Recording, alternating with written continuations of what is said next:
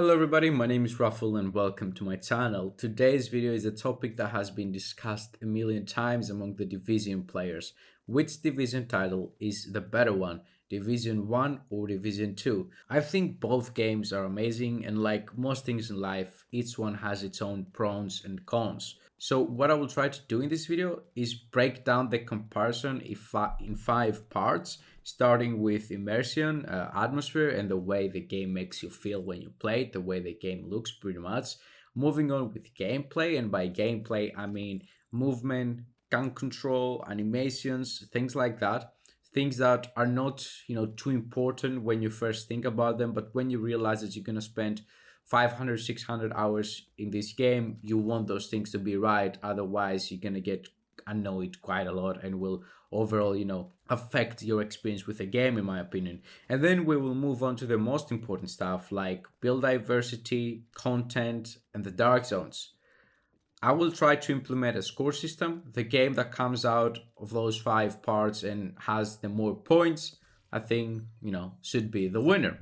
I think that both games are brilliant, and I think that the reason so many people seem to disagree about which game of the two is the better one is simply because both games do some things amazing and both games do some things really bad. So let's get started.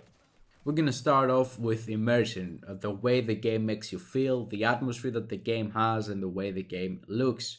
I will start with Division 2 here since it's the loser on this department and I don't have much to say about it, to be honest. Division 2 takes place in Washington DC as well as in New York if you have the DLC Warlords of New York. The game is beautiful, don't get me wrong. The work that has been put into the map is truly amazing and some of the details are really nice. If you decide to explore the open world, especially during nighttime, at the end of it you will have some amazing screenshots for your collection.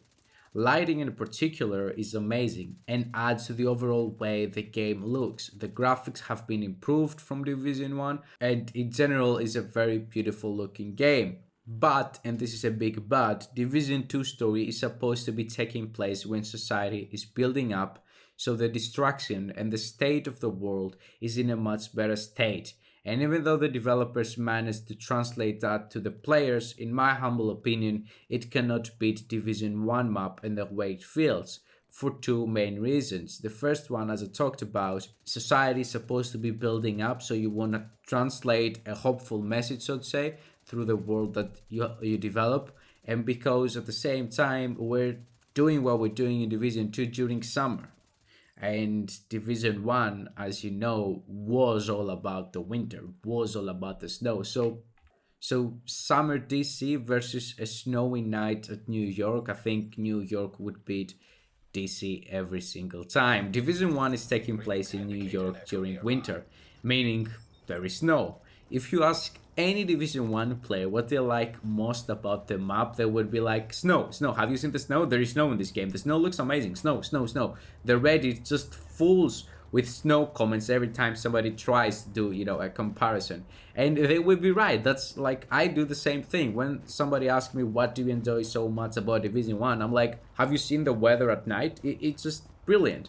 Now add to the snow a destroyed New York City, because as we talked about earlier in Division 1, you're not supposed to rebuild the society, you're supposed to actually try and save it before it totally collapses. And they've managed to translate that to the players very good. Now I've never been in New York since I'm living in Greece and that's far away from there, and I hope someday to make it.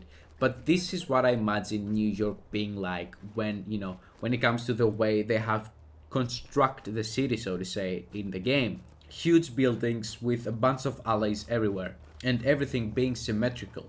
It's just brilliant. The way Division 1 map looks manages to convince the player that society really screwed up and shit hit the fan. Looted store, destroyed vehicles, road fires. It's just amazing. The people who worked on the map really deserve an award. Now it gets even better. Add nighttime snowing in the mix and boom, you have one of the best maps I've ever seen. It's literally breathtaking the first time someone witnesses the map of Division 1. The lighting, the sound design, the weather, everything comes together and creates an amazing experience. So the Immersion, if you want to call it point, or the way that the game looks point, has to go to Division 1. And the score is Division 1 1, Division 2 0.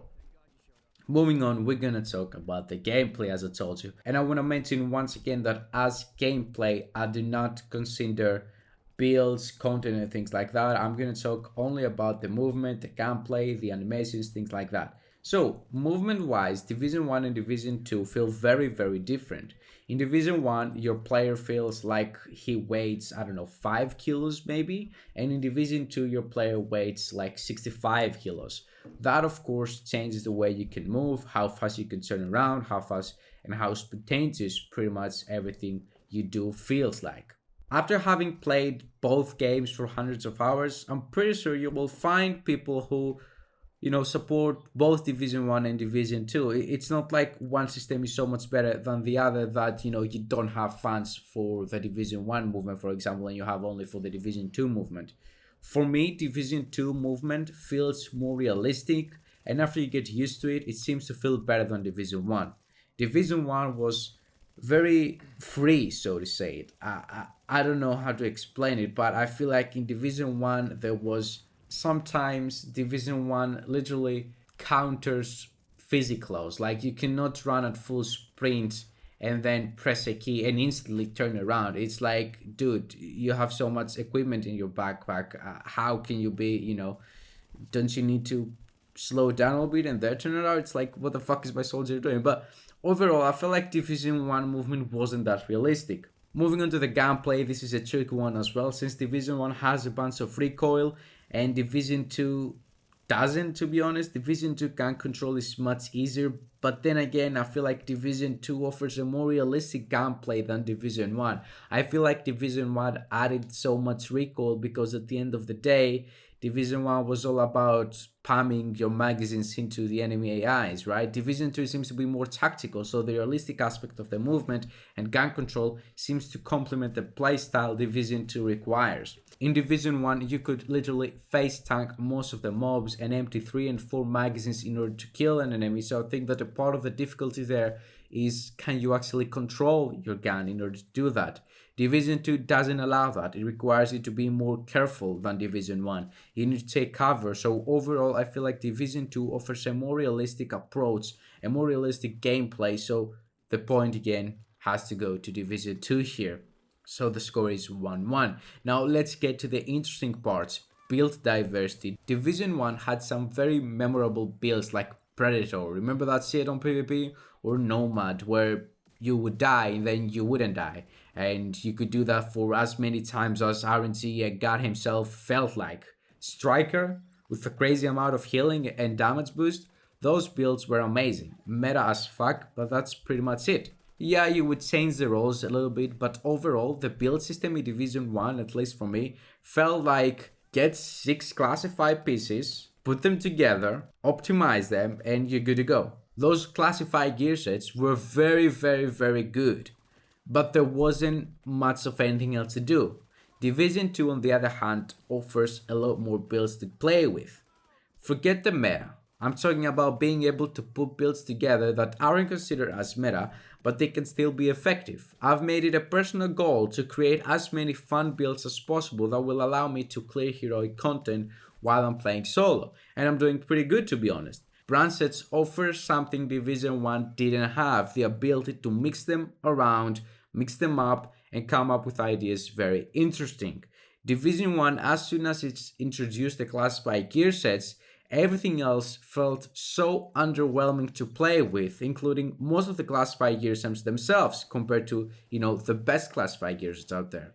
Meanwhile, Division 2 has a strong meta, but the way the build system works allows for the creation of multiple types of builds that will be effective, and you will not feel as if you're shooting enemies with a Nerf gun. Or to explain it better, if you play with an off-meta build in Division 2, you don't feel like you put yourself in a disadvantage by not using the meta builds. Division 1 doesn't offer that luxury in my opinion, so build-wise I think Division 2 did things much better, and the point has to go again to Division 2, and that would make the score Division 2 2 points, Division 1 1 point. Now let's get on with the content, and oh boy, this is gonna be a tricky one. I'm gonna get So many Raid fans angry with me, but let's do it anyways. Content wise, Division 2 failed miserably. What Division 1 did great, Division 2 failed to even get close to. Division 1 offers underground, survival, resistance, all great game modes in my opinion, as well as legendary difficulty on normal missions, which can be very interesting, plus the incursions, which are like small raids.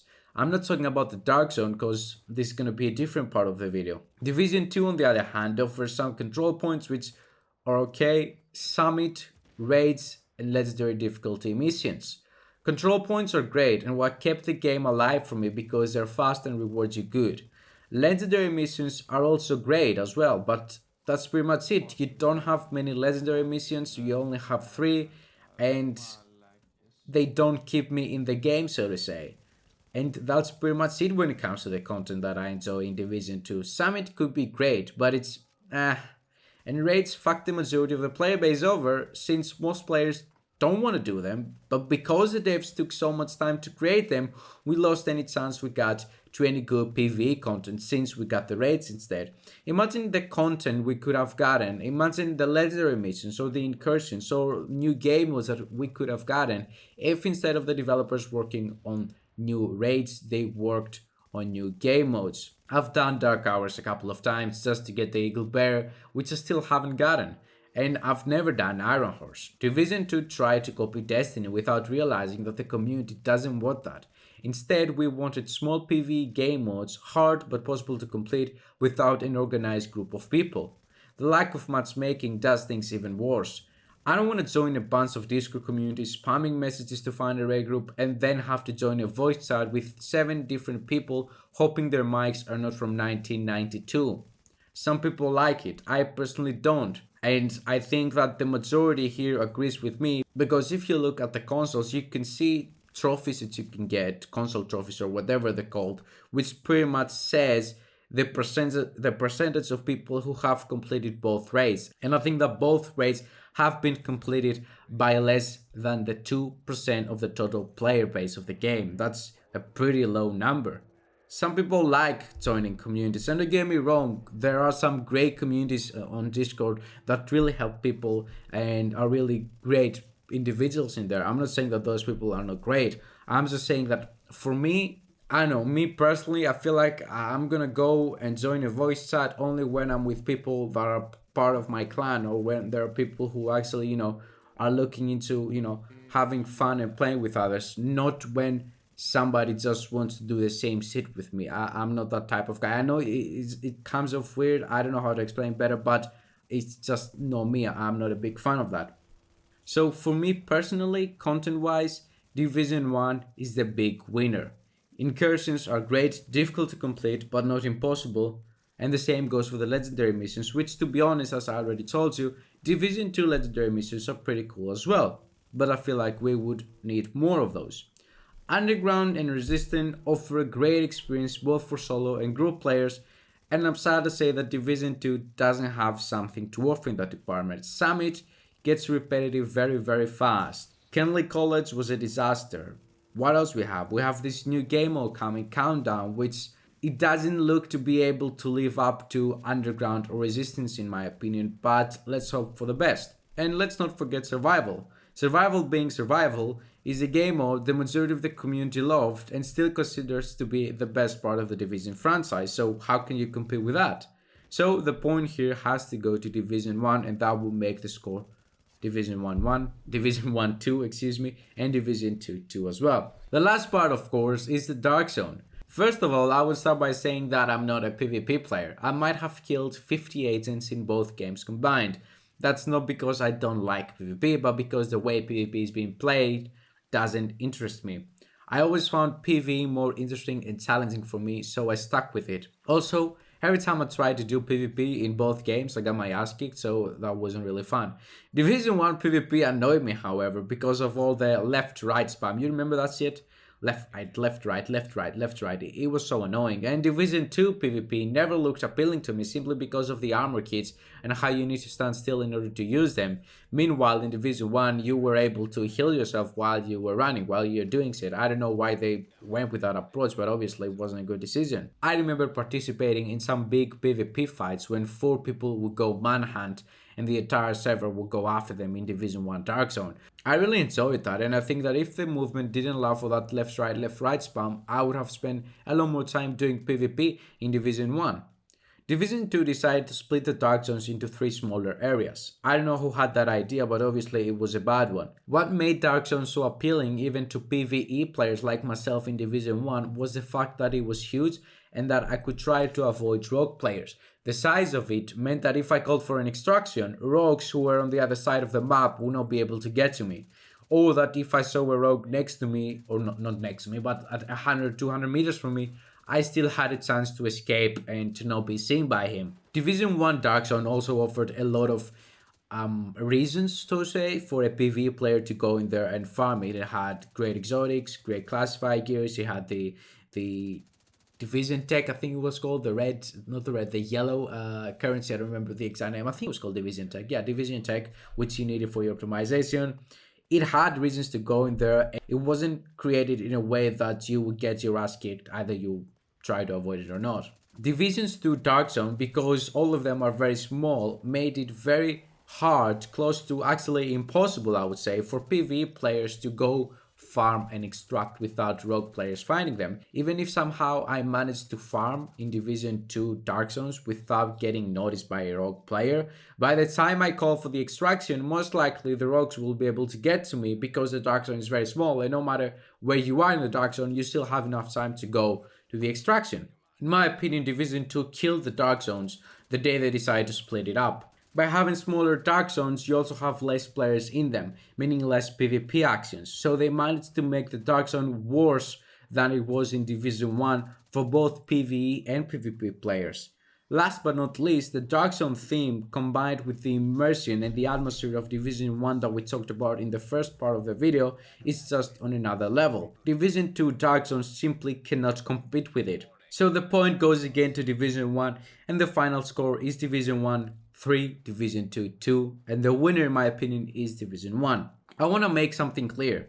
Those aspects of the game I talked about are the most important in my personal opinion, and what I said regarding the two games is also my personal opinion. Someone else might have a completely different opinion, and that's completely fine. I also want to say that because Division 1 gathered more points doesn't necessarily mean that it is the best game. What I mean by that, if you ask me which game you would spend 400 hours, from starting from level 1 and playing for 400 hours, which game it would be, for me personally, it would be Division 2 and not Division 1, even though I consider Division 1 the better game, because I emphasize on the build aspects of the game. And as I told you, the build diversity department, the build part of the game, Division 2 does that better. Now, if you're somebody who, enjoys the Dark Zone experience, I would guess you will go with Division 1. So it doesn't really matter what I say personally about what game is the best game or someone else or whatever. At the end of the day, it comes at what part do you consider being the most important in those two games, what you are looking for in order to have fun, seeing which game does that better and then playing that game. Doesn't matter what other people say, doesn't matter what other people think. Both games at the end of the day are brilliant and are very, very beautiful games to play. So if you came here wondering which game of the two you should purchase, I would say both of them are very cheap at the moment. Start with Division 1, learn the story. It is an interesting story. It is an interesting game. It has some nice mechanics. Play the story, complete the game, and then play Division 2. Do the story, reach the max level, and after you have reached in both games the max level and you have completed the main story and you're about to enter the end game, decide which of the two games appeals more to you, which of the two mechanics you prefer, which of the two themes you prefer, and just go on from there. So yeah, thank you very much for watching. If you enjoyed the content and you want to see more like this, please make sure to drop a like and to support my channel by subscribing. I really, really appreciate it. I upload Division 1, Division 2, Battlefield videos, as well as World War 3. Have a wonderful day, everybody. Bye bye.